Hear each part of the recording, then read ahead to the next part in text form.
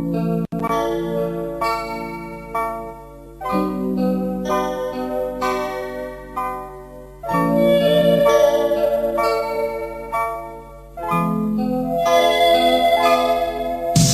บางครั้งก็ต้องหลั่งน้ำเหงื่อมีบางเทื่อก็ต้องหลั่งน้ำตา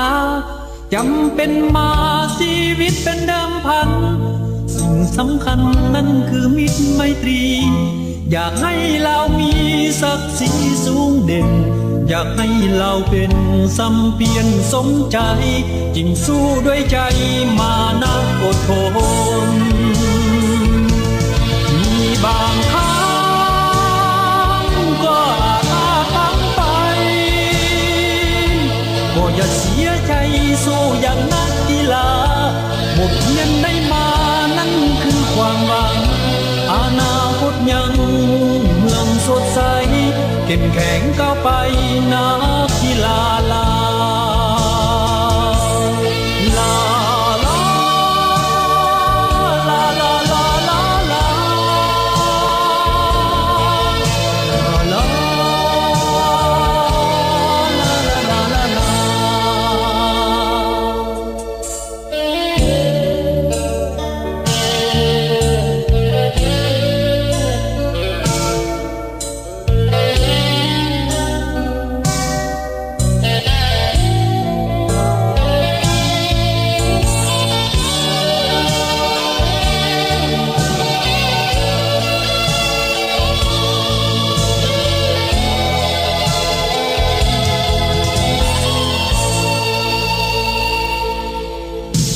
บางครั้งก็ต้องหลั่งน้ำเหงื่อ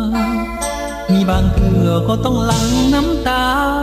จำเป็นมาชีวิตเป็นเดิมพันสิ่งสำคัญนั้นคือมิตรไมตรีอยากให้เรามีศักดิ์ศรีสูงเด่นอยากให้เราเป็นสัมเพียรสมใจ